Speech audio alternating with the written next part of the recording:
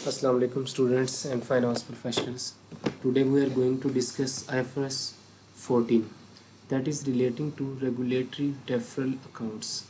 ठीक है, ये एक स्पेशल स्टैंडर्ड है जो कि रेट रेगुलेटेड एंटिटीज़ को एड्रेस कर रहे होते हैं. ठीक है, रेट रेगुलेटेड एंटिटीज़ कौन सी? ऐसी एंटिटीज़ जिन पे गवर्नमेंट की किसी अथॉरिटी ने या गवर्नमेंट की किसी बॉडी ने उनको मतलब किया हुआ है कि आपने मतलब इस हवाले से ऑपरेट करना है, ये रेट लगाना है, अपनी इनकम ऐसे रिकगनाइज़ करनी है.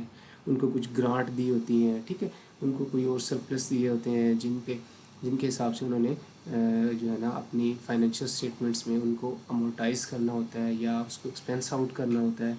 ठीक है, तो इस तरह की जो एंटिटीज़ हैं इनकी जो फाइनेंशियल स्टेटमेंट्स बनाई जाती हैं उसमें अगर गवर्नमेंट ने उनको रेगुलेट किया हुआ है तो वो किस तरह से अपने देखें रोज़मर्रा के जो खर्चे होते हैं उनके मतलब डे टू डे एक्सपेंडिचर्स, उनके नॉर्मल कोर्स ऑफ बिजनेस वो अपने अकाउंट्स में वो डिस्क्लोज़ कर ही रहे होते हैं. ठीक है, मतलब अब उनके प्रॉपर्टी प्लांट इक्विपमेंट भी होते हैं, वो अपना रेवेन्यू IFRS 15 के अंडर रिकॉर्ड भी कर रहे होते हैं. ठीक है, जो भी स्टैंडर्ड्स हैं जो अगर उन पे एप्लीकेबल हैं वो सारे अप्लाई भी होते हैं, लेकिन साथ में एक स्पेशल जो स्टैंडर्ड है IFRS 14, ठीक है, ये भी उन पे अप्लाई हो रहा होता है. ठीक है, तो इसकी इफ़ेक्टिव डेट ओरिजिनली ये 2014 में इशू हुआ था. ठीक है, लेकिन फिर ये जब इसकी एप्लीकेबिलिटी आई तो वो 1 जनवरी 2016 से एप्लीकेबल है. ठीक है, इस स्टैंडर्ड में हम ये चीज़ें इसमें पढ़ने जा रहे होंगे. जैसे तमाम स्टैंडर्ड्स हैं कि सबसे पहले उसका स्कोप है, then definition, recognition and measurement है. इसी तरह हम इसमें भी वही पढ़ने जा रहे होंगे. ठीक है, फिर इसकी कुछ इंट्रैक्शन है कि इस स्टैंडर्ड्स जो है ये इसमें जो चीज़ें डिस्कस हुई हैं उनका दूसरे स्टैंडर्ड से क्या लिंक्ड है, प्रेजेंटेशन एंड डिस्क्लोजर है और क्लैरिफिकेशन ऑन एप्लीकेबिलिटी. SCCP और अकाउंटिंग ऑडिट जो है अकाउंटिंग स्टैंडर्ड बोर्ड ने अभी जो है ना रिसेंटली एक प्रोनाउंसमेंट इशू की है कि पाकिस्तान में एंटिटीज़ जो है रेट रेगुलेटेड हैं but they are not following IFRS 14. तो उन्होंने रिक्वायर किया है कि वो उसको फॉलो करें. तो लिहाजा बीइंग प्रोफेशनल्स और हमें एक अपने CPD जो है उसको भी अकाउंट फॉर करते हुए जो भी प्रोफेशन में प्रोनाउंसमेंट, अमेंडमेंट्स, चेंजेस और रिसेंट डेवलपमेंट्स आ रही हैं we should be familiar with that. तो ये एक कोशिश होती है कि जो भी इस तरह की कोई नई चीज़ आए वो आप लोगों के साथ शेयर की जाए. ठीक है जी, सबसे पहले स्कोप पे आ जाते हैं. स्कोप क्या है इसका कि किन एंटिटीज़ पे ये स्टैंडर्ड लगेगा. तो सिंपल है, does the entity conduct rate regulated activities. ठीक है, रेट रेगुलेटेड, लेट्स सपोज मैं आपको एग्जांपल दूँ इसकी. अभी मैंने एग्जांपल आगे भी कोट करनी है कि लेस्को है जैसे. ठीक है, या कोई भी इलेक्ट्रिक डिस्ट्रीब्यूशन कंपनी है, गवर्नमेंट उनको एक टैरिफ रेट के हिसाब से कंजम्पशन अलाउ कर रही होती है कि आपने इस तरह से अपनी फ्यूल कॉस्ट लेनी है. अब उनकी जो फ्यूल कॉस्ट होती है एक्चुअल में वो डिफ़र कर जाती है. ठीक है, तो फिर गवर्नमेंट उनको फ्यूल प्राइस एडजस्टमेंट की मद में मज़ीद पैसे दे देती है जो कि हमारे बिजली के बिलों में वो लग के आ रहे होते हैं. ठीक है, तो does the entity conduct rate regulated activities. अगर आंसर उसका नो है तो सिंपल बात है कि इस पे IFRS 14 नहीं लगेगा. ठीक है, अगला है कि नहीं, यस, हाँ जी, वो रेट रेगुलेटेड एक्टिविटीज़ कर रही है. Then does the entity have regulatory deferral balances recognized in accordance with its previous GAAP. तो क्या अगर वो रेट रेगुलेटेड एक्टिविटीज़ परफॉर्म कर रही है देन गवर्नमेंट ने उसको कोई जो है रेगुलेटरी डेफरल बैलेंसेस दिए हुए हैं. ठीक है, जो कि ये प्रीवियसली गैप के हिसाब से कि कुछ एंटिटीज़ ऐसी हैं अगर वो पिछले स्टैंडर्ड अप्लाई कर रही थी जिसमें उन्होंने IFRS 14 जो है वो अप्लाई नहीं किया हुआ था, तो अगर उनके वो बैलेंसेस भी हैं जो कि पिछले स्टैंडर्ड्स के मुताबिक हैं, लेकिन इधर क्वेश्चन सबसे इंपॉर्टेंट है क्या वो रेट रेगुलेटेड है. अगर रेट रेगुलेटेड है तो वो उनके जो प्रीवियस बैलेंसेस हैं उसी को हम अकाउंट फॉर कर लेंगे फॉर द नेक्स्ट जो है IFRS 14 के लिए, रेट रेगुलेटेड एक्टिविटीज़ के लिए. ठीक है, तो अगर वो रेट रेगुलेटेड बैलेंसेस हैं यस तो वो इसके स्कोप में है. ठीक है, उसके बाद है कि नहीं, रेट रेगुलेटेड एक्टिविटीज़ कंडक्ट नहीं कर रही. ठीक है, इधर था रेट रेगुलेटेड एक्टिविटीज़ नहीं कर रही तो फिर वो सीधी सी बात है कि वो स्कोप में नहीं है. इधर है कि वो नहीं कर रही लेकिन has the entity regulatory deferral balances that it has previously elected to recognize in accordance with this IFRS. ठीक है, रेट रेगुलेटेड एक्टिविटीज़ नहीं कर रही. तो दूसरा है इसमें था कि अगर उसने प्रीवियस कोई और स्टैंडर्ड अप्लाई किया हुआ है, ठीक है, प्रीवियस गैप है, तो फिर भी वो इस पर एप्लीकेबल है, IFRS 14 है, मतलब ऑनवर्ड ऐसे एप्लीकेबल है। इसमें है कि नहीं, वो लेट्स सपोज कोई कंपनी 2016 के बाद बनी है, 2016 में बनी है, उस टाइम वो स्टैंडर्ड आ गया था, ठीक है, ये वाला, तो अब उस पर क्या होगा, ये IFRS 14 के एम्बिट में फॉल कर जाएगी, ठीक है जी। ये सिंपल सा इसका स्कोप था। सिंपल बात है कि अगर रेट रेगुलेटेड एक्टिविटीज़ परफॉर्म कर रही हैं देन IFRS 14 जो है ना वो अप्लाई होगा। उसके बाद जी रेट रेगुलेटेड एक्टिविटीज़ क्या होती हैं, activities that are subject to rate regulation, ठीक है, कोई भी रेट रेगुलेशन की जो सब्जेक्ट टू एक्टिविटीज़ हैं वो रेट रेगुलेटेड एक्टिविटीज़ हैं। रेट रेगुलेशन क्या होता है, a framework that establish prices for goods and services, ठीक है, कौन सब वो करता है, रेट रेगुलेटर करता है, ठीक है। रेट रेगुलेटर क्या है, कोई भी बॉडी हो सकती है जो कि स्टैट्यूट और लेजिस्लेशन के हिसाब से एंटिटीज़ पे प्राइस बाइंड करती है। लेट्स सपोज ऐसे भी होता है ना कि जैसे पाकिस्तान में अगर देखा जाए तो शुगर की जो प्राइसेस हैं, इट्स अ वेरी जो है ना वो अब कह लें कि वोलेटाइल प्राइसेस होती हैं। अगर गवर्नमेंट इस पर कोई सेंक्शन अप्लाई कर दे कि शुगर का जो रेट है ना, मिनिमम सपोर्ट प्राइस अगर दे दी, जैसे गन्ने की प्राइस होती है शुगर केन की, वो मिनिमम सपोर्ट प्राइस होती है कि एक सीज़न के लिए लेट्स सपोज 2024-25 के लिए 500 पर 40 kg जो है ना वो सपोर्ट प्राइस है, ठीक है।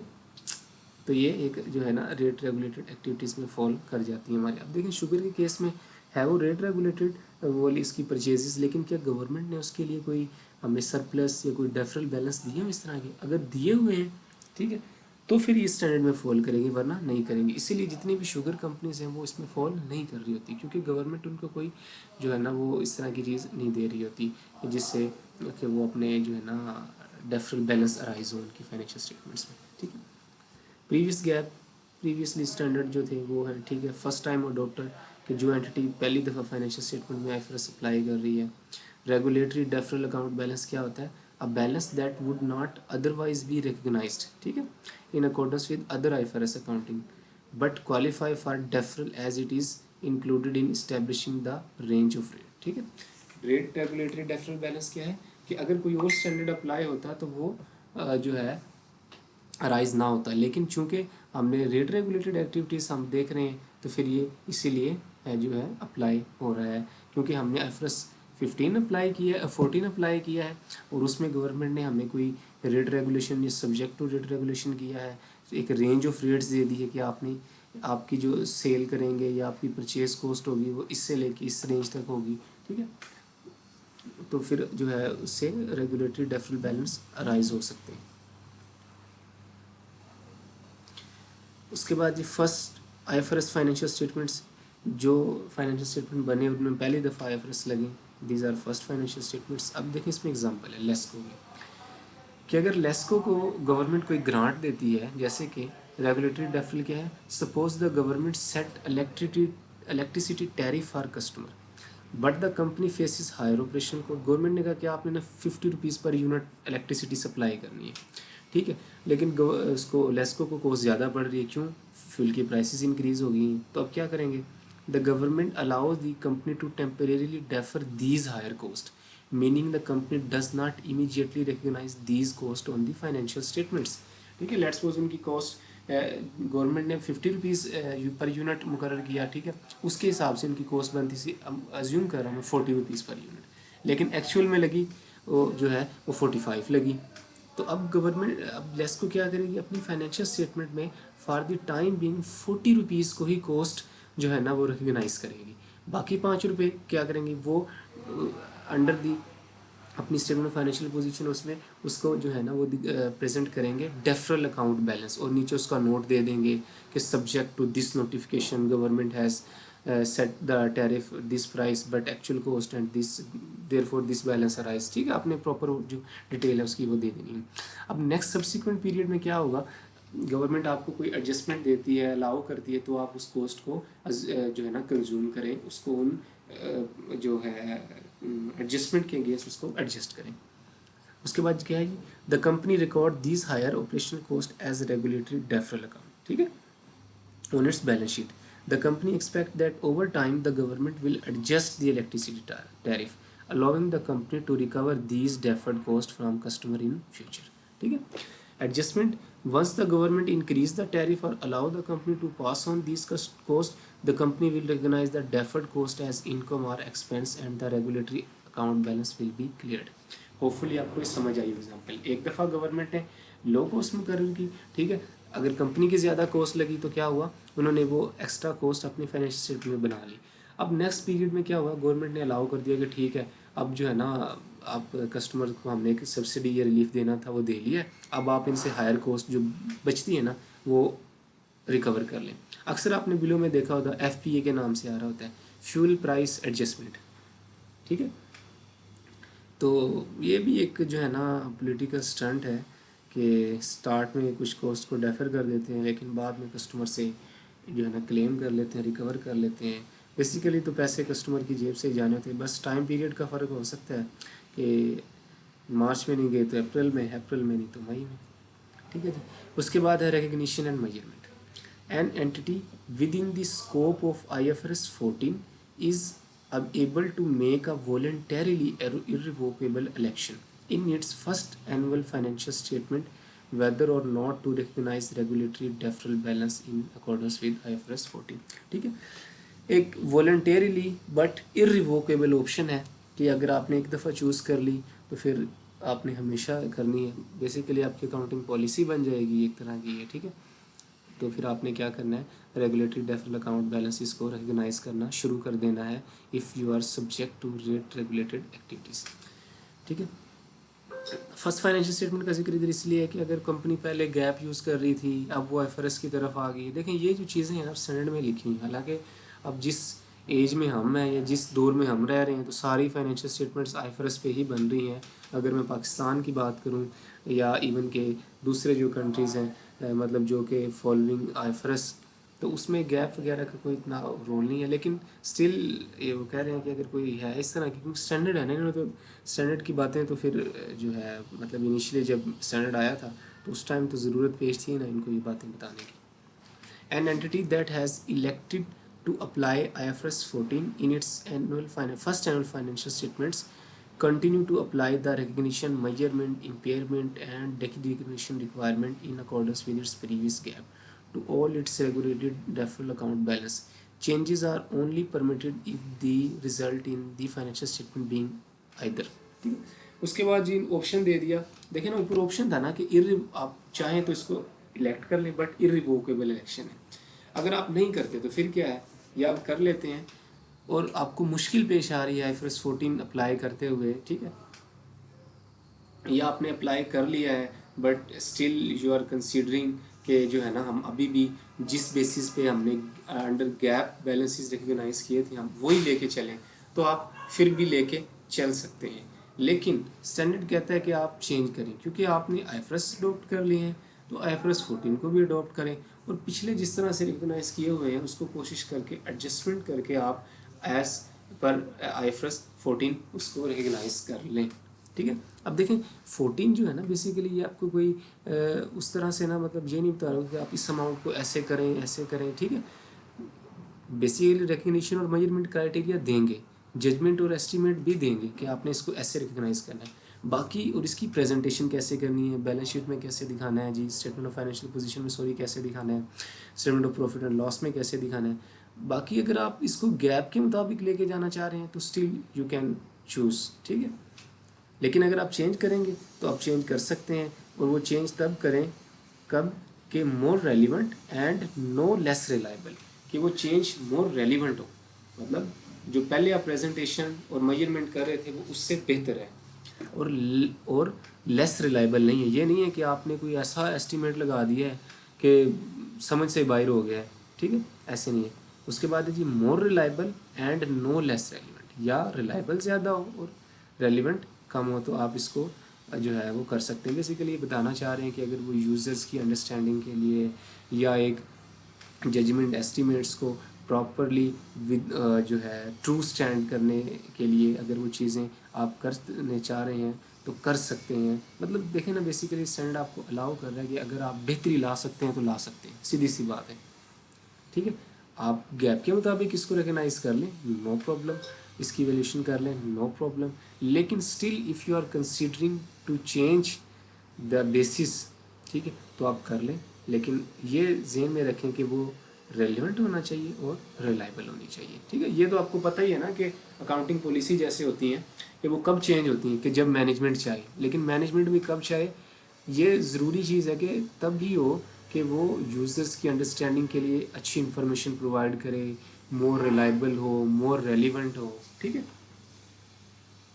उसके बाद है जी IFRS 14 require a number of disclosure to enable user to assess the nature of and risk associated with the rate regulation the entity is exposed to, the effect of that regulation of the entity financial position and performance। ठीक है, कि इस rate regulation का entity के साथ क्या risk हैं, ठीक है, क्या नेचर है उनकी, और एंटिटी की फाइनेंशियल परफॉर्मेंस और पोजीशन पे वो किस तरह से इम्पैक्ट कर सकते हैं। ठीक है, लेट्स सपोज देखें ना, गवर्नमेंट ने ऐलान किया कि आपको जो है ना डेफर कर दें कॉस्ट, आपने डेफर कर दिया, अपने डेबिट बैलेंस उसको फाइनेंशियल पोजीशन में ले लिया, गवर्नमेंट चेंज होगी, और जो नई गवर्नमेंट आई है वो आपको अलाउ ही नहीं कर रही कि ये जो आपका मतलब एक्स्ट्रा कॉस्ट आपने पे की थी वो कस्टमर को पास ऑन करें।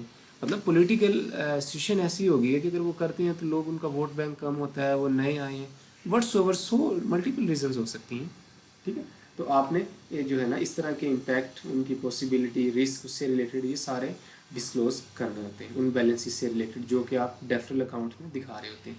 ठीक है, अभी आपको शायद उस तरीके से ना अंडरस्टैंडिंग क्लियर ना हो, और मैं आपको एक दफ़ा जो है ना इसकी प्रेजेंटेशन दिखाता हूँ कि बेसिकली साइंस क्या है, हम इसको क्यों इस तरह से कर रहे हैं। एक तो मैंने एग्जांपल से आपको समझा दिया, आपको होपफुली समझ आ गई होगी कि क्यों हम इसको इस तरह से कर रहे थे। अब एक दफ़ा हम इसकी ना ये स्टैंडर्ड्स, इससे लिंक स्टैंडर्ड हैं जो, उन पे जाने से भी पहले एक दफ़ा हम इसकी प्रेजेंटेशन देख लें कि हम इसको कैसे दिखा रहे होते हैं। ठीक है, SOFP में क्या है, the total of regulatory deferral account balance, debit balance हो या क्रेडिट हो, and regulatory credit balance are presented separately. ठीक है, ये बड़ी इंपॉर्टेंट चीज़ें हैं। सेपरेटली किससे, आपने तमाम करंट एसेट से भी सेपरेट दिखाना है, नॉन करंट एसेट से भी, इवन कि आपने इनको टोटल एसेट की हेडिंग में भी नहीं डालना। ठीक है, आपने इनको अलग से दिखा के फिर टोटल लगाना है। They are not split into current and non current. ठीक है, जैसे देखें एक एंटिटी की फाइनेंशियल स्टेटमेंट है, SOFP है, एसेट्स आ गए, current, non current assets, current assets, ठीक है, टोटल एसेट्स बन गए इसके, और उसके बाद देखें regulatory deferral account debit balance and related defer tax asset, ये आ गया। ठीक है, उसके बाद आपने नीचे हेडिंग लगाई total asset and regulatory deferral account debit balance, तो ये इतना बन गया। ठीक है, आपने एक दफ़ा अपने current non current asset calculate किए जिस तरह करते हैं आप। ठीक है, उसके बाद आपने उनको आखिर में डेफरल अकाउंट का बैलेंस दिया और फिर एक टोटल लगा के शो करवा दिया। ठीक है, इसकी अगर मैं आपको लिंक करवाऊँ ना कि प्रेजेंटेशन किस तरह से है, इसकी प्रेजेंटेशन IFRS 5 की तरह से देखा जाए तो। ठीक है, वो भी, उसमें भी हम ऐसे ही करते हैं ना कि जो non current asset held for sale होता है वो करंट क्लासीफाई कर देते हैं, लेकिन उसको करंट एसेट की भी उसमें नहीं करते, मतलब टोटल में शामिल नहीं करते, उसको करंट एसेट के बिल्कुल नीचे अलग से दिखा रहे होते हैं। ठीक है, मतलब स्टैंडर्ड ये कहता है कि आप उसको इस तरह दिखाएं। बाकी कई फाइनेंशियल स्टेटमेंट्स मेरी नज़रों से गुजरी हैं, they are showing under current assets भी, तो आई थिंक स्टैंडर्ड शायद उसको ही परमिट करता हो, लेकिन एज पर स्टैंडर्ड उसको यही है कि आपने उसको करंट एसेट्स के टोटल के भी नीचे जिस तरह ये दिखाया हुआ है ना, इस तरह दिखाना है। क्योंकि देखें ना, वो आपसे रिलेट नहीं कर रहा आपकी करंट एसेट से, उसने विद इन ईयर जो है ना सेल हो जाना है। ठीक है, तो आप उसको अलग से दिखाएं तो ज़्यादा वो बेहतर है। उसके बाद जी SOFP की प्रेजेंटेशन आ गई। ठीक है, एसेट्स में दिखा दी, अगर कोई, ये था डेबिट बैलेंस के लिए, अगर कोई क्रेडिट बैलेंस है तो आपने क्या करना है, देखें वो भी इसी तरह आपने करंट लाइबिलिटी, अपनी सारी लाइबिलिटीज से बिल्कुल नीचे regulatory deferral account credit balance. ठीक है, ये आपने अलग से दिखाना है। ठीक है, अब देखें ये बैलेंस और ये बैलेंस सेम नहीं है, तो ये कोई मतलब कोई बैलेंसिंग फिगर नहीं होती कि डेबिट भी सेम हो क्रेडिट भी सेम हो। नहीं, डेबिट हो सकता है, इनको इन्होंने ना ये कोई कॉस्ट ज़्यादा इनकर कर दी हो तो उस कॉस्ट को एसेट बना लिया। ठीक है, अगर ये कोई distribution company, electricity distribution company की फाइनेंशियल स्टेटमेंट्स हैं कि हम इसको बाद में रिकवर कर लेंगे, और ये लेट्स सपोज गवर्नमेंट ने इनको कोई पैसे दिए हैं, ठीक है, कोई ग्रांट दी है कि आपने फ्यूचर में जो है ना ये काम करने, तो वो उन्होंने इधर कर ली है। ठीक है, अब देखें इसको आपने गवर्नमेंट ग्रांट से जो है ना वो नहीं करना, मतलब कंफ्यूज नहीं करना, वो एक और चीज़ है, उसमें कंडीशंस होती हैं कि आपने ऐसे ऐसे करना है। ठीक है, नो डाउट उसमें भी डेफर आप कर रहे होते हैं कि जैसे कंडीशंस फुलफिल होंगी आपने फिर उनको जो है अमोटाइज करना है, अपनी इनकम बनाना है, वरना आपने लाइबिलिटी में शो करना है। But these are something different. ये उसमें कोई आपको ये नहीं कहा जाता कि इतना रेट रखना है आपने इलेक्ट्रिसिटी का, आपने इतनी कॉस्ट इनकर करनी है, आपने ये करना है, आपने वो करना है, नहीं। उसमें बस एक ग्रांट आपको दे दी और कंडीशंस लगा दी कि ये ग्रांट है, ये इस पर्पज़ के लिए है, या आपने इस पीरियड में इस्तेमाल करनी है, इधर इस्तेमाल करनी है। तो वो उसकी जो साइंस है, उसकी जो नेचर है, is something different than IFRS 14। देखें लिखा भी हुआ है कि regulatory deferral account balances are not described as assets और liability for the purpose of this standard. ठीक है, the sub total described as total asset and total liability are comparable to those that would be presented if the regulated deferral balance were not recognise. ठीक है, आपने उन total से अलग ही इसको करना है। The difference between these two sub total represent the net balance of all regulatory deferral account balance recognised and any related deferred tax या लाइबिलिटी, एसेट या लाइबिलिटी। ठीक है, that arises as a result of recognising regulatory deferral account balance which would otherwise be recognized within the retained earning or other components of equity। ठीक है, इसमें वो यही कह रहे हैं कि देखें वो जो आपने डेफरल का डेबिट या क्रेडिट रिकग्नाइज किया है तो उस पर डेफर टैक्स भी रिकग्नाइज हो गया, क्योंकि देखें आप अगर एक कॉस्ट आपने अभी जो है अपने एसेट बना लिया है, कल के फ्यूचर में आपको गवर्नमेंट अलाउ कर देती है कि आप इसका जो है ना इफेक्ट पास ऑन कर दें कस्टमर पे, तो आपको मज़ीद पैसे मिलेंगे, मतलब आपकी इनकम होगी, उस पर प्रॉफिट आएगा। ठीक है, तो उस हवाले से आपको क्या होगा, सब्जेक्ट टू टैक्स इम्प्लीकेशन आ सकती हैं, तो लिहाजा जो है ना आप उसको डेफर टैक्स की कैलकुलेशन में भी जो है ना शामिल करेंगे। ठीक है, I have tried my best कि मैं आपको ये जो है finance statement of financial position के पॉइंट ऑफ व्यू से भी एक प्रेजेंटेशन के हवाले से दिखा दूँ। ठीक है, ताकि आपकी अंडरस्टैंडिंग मज़ीद क्लियर हो जाए। बाकी इससे रिलेटेड जो भी क्वेश्चन होगा मैं लेक्चर के डिस्क्रिप्शन में अपना फ़ोन नंबर दूंगा। ठीक है, बल्कि जो यूट्यूब चैनल है उसकी डिस्क्रिप्शन में दिया हुआ है, आप मुझे लिंक्डइन पे जो है ना अप्रोच कर सकते हैं, आप मुझे व्हाट्सअप कर सकते हैं, जिस तरीके से भी आपको फिजिबल लगे आप मुझसे पूछ सकते हैं। ठीक है, उसके बाद है जी प्रेजेंटेशन एंड डिस्क्लोजर। ठीक है, अभी हमने SOFP की देख ली, तो ये है SOPL की कि the net movement in regulatory deferral account balances relating to both profit and loss and other comprehensive income. कि अगर रेगुलेटरी डेफरल अकाउंट बैलेंस हैं और वो प्रॉफिट एंड लॉस और OCI को इम्पैक्ट कर रहे हैं, तो आपने क्या कर रहे हैं, उनको भी जिस तरह स्टेटमेंट ऑफ फाइनेंशियल पोजीशन में आपने सेपरेटली डिस्क्लोज किया है, then you have to present it separately from and after all other item and subtotalled appropriately. ठीक है, आपने इनको भी ऐसे ही सेपरेट जो है वो दिखाना है। ठीक है जी, अच्छा SOP की आपको दिखा दिया था, अब मैं आपको लेके चलता हूँ statement of profit and loss की दिखाने के लिए। ठीक है, कि इंडिविजुअल में कैसे होगा, अगर ग्रुप एंटिटी की फाइनेंशियल स्टेटमेंट्स बन रही हैं, पेरेंट कंपनी और सब्सिडरी का कोई ताल्लुक है, रिलेशन है, देन क्या होगा। ठीक है, तो ये है जी रेगुलेटरी डेफरल का। ये मैंने आपको बता दिया SOP का।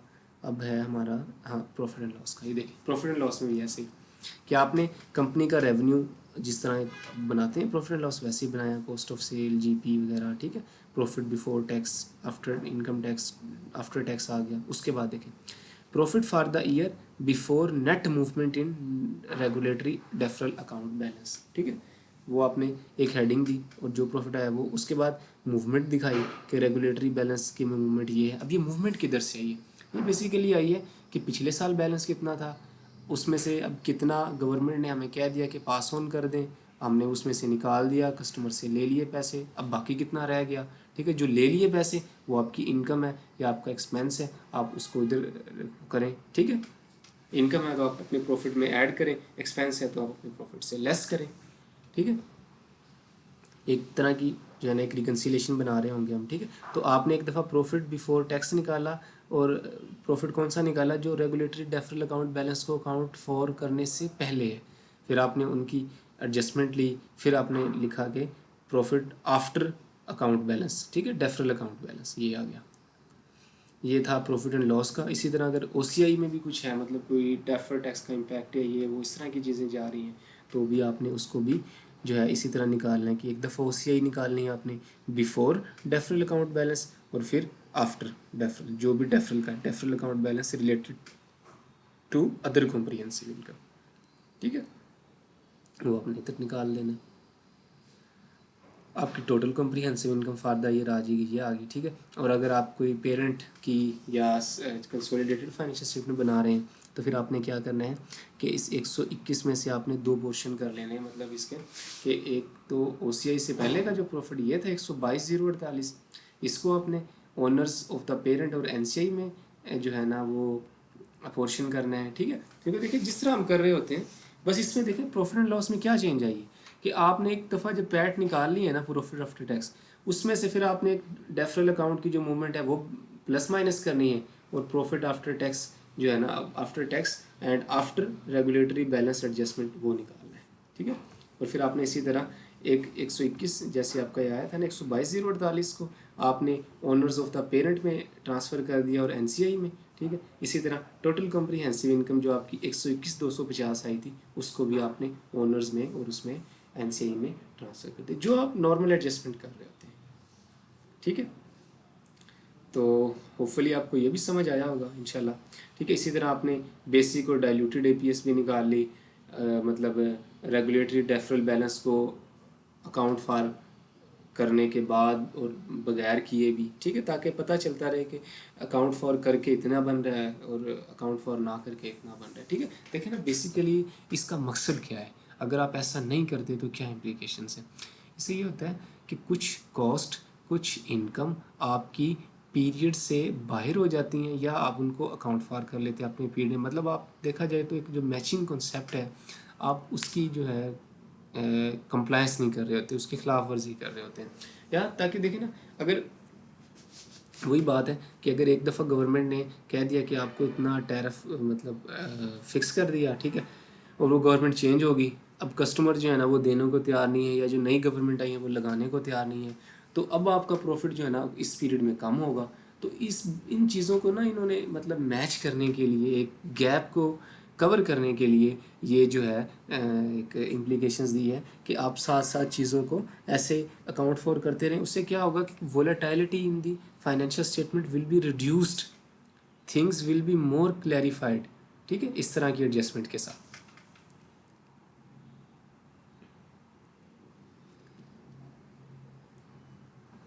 ठीक है। EPS तक उन्होंने कहा कि आप उसको वो करके दें, ठीक है। अच्छा जी, उसके बाद ये कह रहे हैं कि ये तो हमने देख लिया ना कि इसकी स्टेटमेंट ऑफ फाइनेंशियल पोजीशन में क्या प्रेजेंटेशन है, प्रॉफिट एंड लॉस में क्या है, अगर इंडिविजुअल है तो क्या है, अगर पेरेंट कंपनी का है तो क्या है, आपने EPS किस तरह से वो करना है, ठीक है, इसकी प्रेजेंटेशन होगी।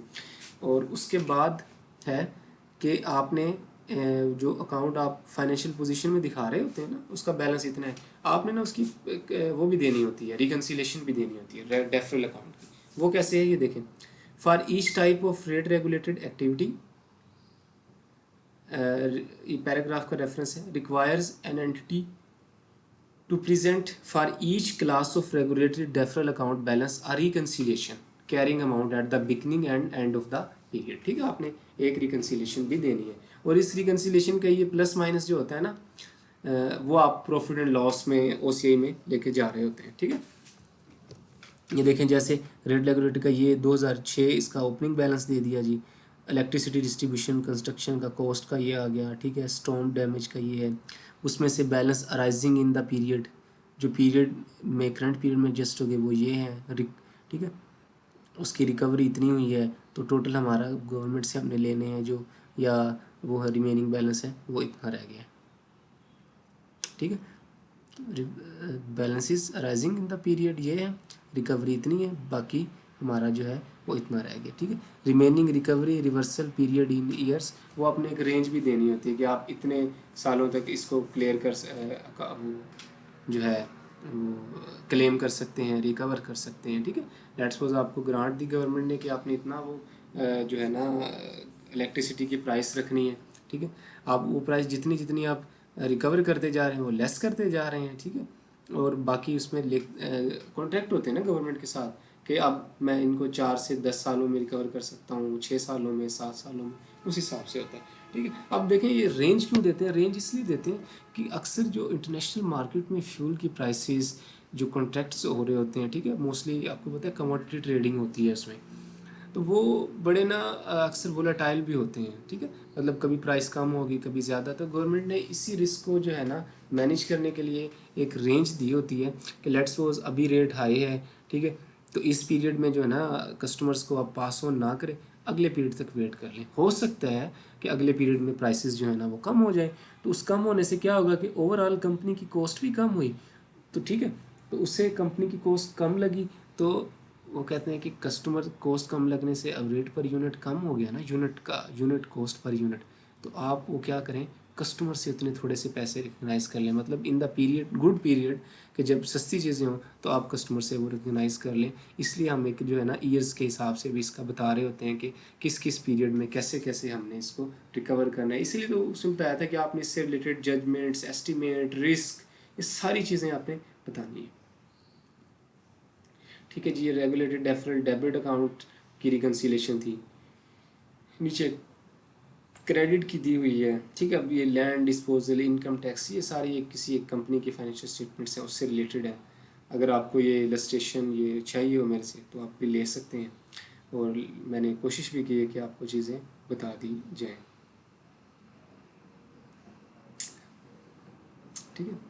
बाकी अब देखें इसमें बड़े क्वेश्चन राइज हो सकते हैं कि लेट्स सपोज अगर हमने कोई एक पेरेंट कंपनी है उसने सब्सिडरी रिकगनाइज की, उसको एक्वायर किया, तो उसमें अगर डेफरल अकाउंट बैलेंस आ रहा है तो हम उसको फेयर वैल्यू पे मेजर करेंगे नहीं करेंगे, ठीक है। अगर डेफर टैक्स का इस पर क्या इम्पैक्ट है, ठीक है।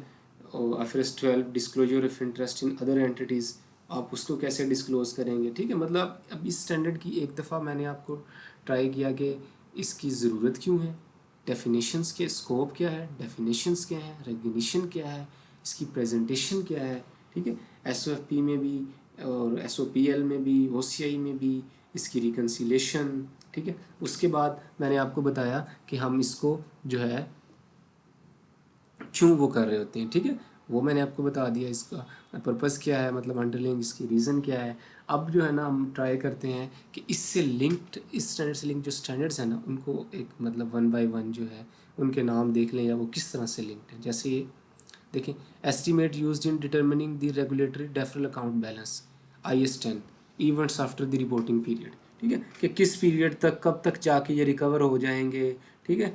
इसमें एस्टीमेट्स क्या लगाने हैं, तो IS 10 की इम्प्लीकेशन भी आ जाएगी इसमें, मतलब before the authorisation of financial statements कोई ऐसा इवेंट तो नहीं हुआ कि जो इससे हम रेगुलेटेड डेफरल अकाउंट के बैलेंस पे कोई इम्पैक्ट आ रहा है, या ऑडिट रिपोर्ट इशू होने से पहले कोई इस तरह का इम्पैक्ट तो नहीं है कि जो इसकी मेजरमेंट रिकग्निशन को इम्पैक्ट कर सकती है, ठीक है। इनकम टैक्स की रिक्वायरमेंट क्या है, इससे रिलेटेड IS 12 है।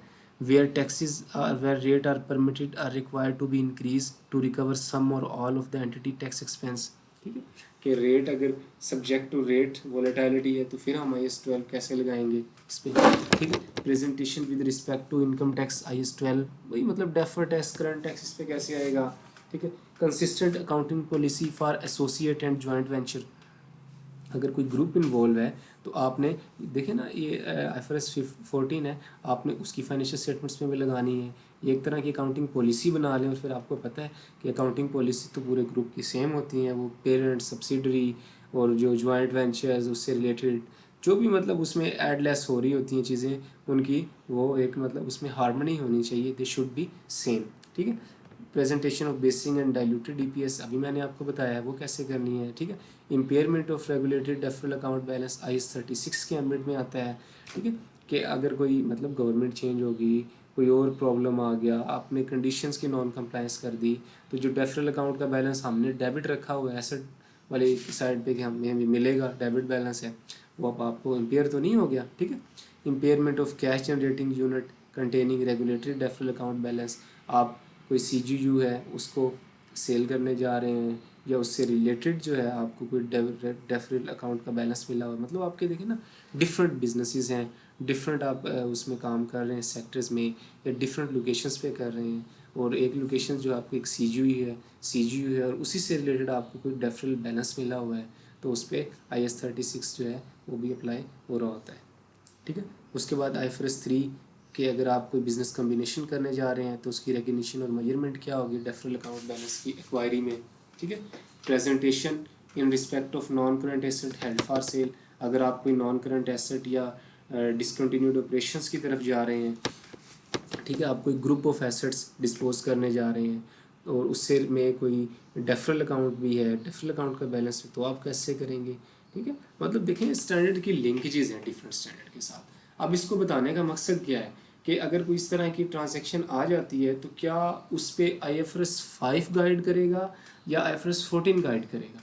तो भाई इसका आंसर ये है कि these two standards are connected with each other, और हम इन दोनों को कंसल्ट करेंगे उस ट्रांजैक्शन से रिलेटेड कि किस स्टैंडर्ड में इस तरह के ट्रांजैक्शन के बारे में क्या गाइडेंस है, ठीक है।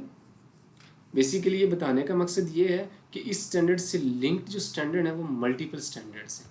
कंसिस्टेंट अकाउंटिंग पॉलिसी मैंने आपको बता दिया, ठीक है, कि अगर आप इररिवोकेबल इलेक्शन कर लेते हैं इसकी, ठीक है, तो ये आपकी अकाउंटिंग पॉलिसी बन जाएगी। और अकाउंटिंग पॉलिसी तो फिर सब्सिडरी के लिए, एसोसिएट के लिए, जॉइंट वेंचर के लिए they should be same event और ट्रांजैक्शन के लिए सेम होनी चाहिए, ठीक है।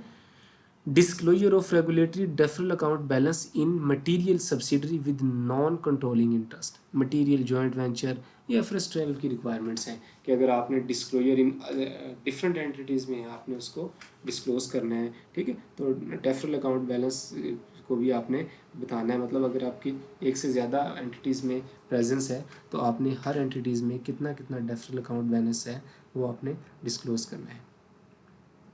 डिस्क्लोजर ऑफ गेन और loss on the loss of control over subsidiary, आपका अगर उस सब्सिडरी पे कंट्रोल ख़त्म हो जाता है तो उससे रिलेटेड आपको क्या गेन लॉस आएगा और मतलब वो डेफरल अकाउंट बैलेंस से कितना रिलेटेड है, ये सारी चीज़ें आपने बतानी है। बेसिकली ये कि अगर डेफरल अकाउंट बैलेंस आ जाता है ना किसी की फाइनेंशियल स्टेटमेंट्स में तो भाई काफ़ी ज़्यादा जो स्टैंडर्ड है ना वो लिंक हो जाते हैं इससे, और आपने बड़े केयरफुल वे में इसको जो है अकाउंट फॉर करना होता है, ठीक है जी। अच्छा जी, उसके बाद ये है एक जो अकाउंटिंग स्टैंडर्ड बोर्ड है इसने SCCP की कोऑर्डिनेशन से एक क्लैरिफिकेशन इशू की है अभी 19 मार्च 2025 को, और उसमें बताया कि पाकिस्तान में डिफरेंट कंपनीज जो है ना वो समझ रही हैं कि हमारे ऊपर IFRS 14 एप्लीकेबल ही नहीं है। वो क्या स्टांस लेती हैं आइए देखते हैं। Some companies operating in rate regulated sector have taken the position that IFRS 14 does not apply to them due to a misunderstanding of the paragraph 5, ठीक है। This misconception arises from the fact that IFRS 14 is optional for first time adopter of IFRS, कि IFRS 14 जो है ना ये basically first time जो adapter है ना उनके लिए ऑप्शनल है, leading some entity to assume that its application is not mandatory in Pakistan। तो एंटिटी ये समझ रही है कि क्योंकि उनके लिए ऑप्शनल है और हम तो फर्स्ट टाइम अडोप्टर हैं नहीं, हम तो अब बने हैं, ठीक है, और हम तो शुरू से ही IFRS को कंप्लाई कर रहे हैं, हमारे पास तो कोई ऐसे बैलेंस नहीं है जो US गैप में है, तो लिहाजा हमारे लिए तो ये मैंडेटरी ही नहीं है। नहीं, ऐसी बात नहीं है, ठीक है। Where full IFRS adoption is not yet, तो वो कहते हैं कि हमें फुल IFRS की अडोप्शन रिक्वायर नहीं है। लेकिन SCCP क्या कहती है? SCCP कहती है SCCP position on IFRS 14 compliance। SCCP through SRO 1480/2019 has officially notified the adoption of IFRS 14 इन पाकिस्तान। उन्होंने कह दिया कि भाई हमने अडोप्ट कर लिया है, अगर कर लिए है तो इसको फिर ट्रू सेंस में आप अप्लाई करें। वो बेशक आपकी फ़र्स्ट टाइम की फाइनेंशियल स्टेटमेंट है, सब्सिक्वेंट फाइनेंशियल स्टेटमेंट है, आप इसको अप्लाई करें।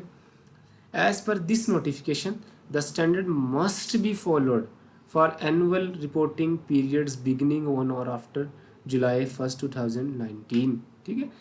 आया 2016 में स्टैंडर्ड है, SCCP ने 19 में अडोप्ट किया है, तो उन्होंने कहा कि भाई जुलाई 2019 के बाद जितनी भी फाइनेंशियल स्टेटमेंट्स बन रही हैं ना आपने जो है इसमें IFRS 14 लगाना है, ठीक है।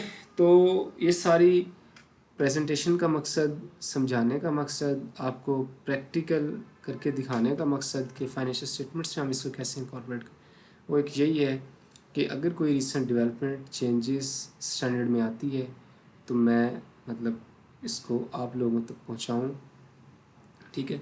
उससे ये हो कि एक प्रोफेशन में जो कंटिन्यूटी ऑफ नॉलेज है वो बरकरार रहे, ठीक है। एक बड़ा मशहूर एक वो है, कहते हैं कि हासिल को तकसीम करने से अता ज़रब होती है, ठीक है। तो आई बिलीव इट कि अल्लाह पाक मेरे इस कोशिश से आप सब लोगों का बेनिफिट हो, ठीक है, और इन रिटर्न अल्लाह पाक मेरे इल्म में इजाफ़ा फरमाए और मुझे जो है इस तरह की कोशिश करने में मेरी हेल्प होती रहे, ठीक है, मुझे तौफीक मिलती रही और मैं इस तरह की जो कोशिश वो है वो करता रहूँ।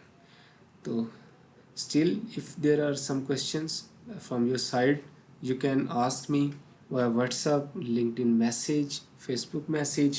I will surely respond to your questions, and I am very thankful to you for listening me and listening the lectures, and I request you to remain adaptive in their education, ठीक है, ताकि हम अपने profession में अपने knowledge में इसी तरह से वैल्यू एडिशन करते रहें। और आखिर में आई विल रिक्वेस्ट यू कि अगर कोई चीज़ आपको पता है तो आप अपने साथ वाले को समझाने में, अपने सबॉर्डिनेट को, उसमें भी बिल्कुल आप जो है वो कोई शर्म महसूस ना करें, आर ना करें, या ये ना सोचें कि नहीं इस ये खुद ही सीख लेंगे या मैं क्यों बताऊँ, इससे मेरी पोजीशन पे कोई इम्पैक्ट है। नहीं, आप उसको वो करें, क्योंकि देखें सीधी सी बात है, वो कहते हैं कि अगर सूरज जो है बांटने से रोशनी कम होती तो आज कब का बुझ चुका होता, ठीक है। ये अल्लाह पाक की एक अता होती है। कोशिश करें कि जो आपके पास नॉलेज है, पॉजिटिविटी है, आप लोगों में स्प्रेड करें, क्योंकि कोई भी वही चीज़ें दूसरे तक पहुंचा रहे होते हैं जो उनके पास होती हैं। आपके पास नॉलेज है, आपके पास पॉजिटिविटी है, आपके पास अच्छा गुमान है, आपके पास लोगों के लिए गाइडेंस है, ठीक है, आप लोगों को दें, ठीक है, और हमेशा एक लर्निंग एटीट्यूड और लर्निंग माइंडसेट रखें। इंशाल्लाह मिलते हैं किसी नेक्स्ट वीडियो में, तब तक के लिए मुझे इजाज़त दें। अल्लाह हाफ़िज़।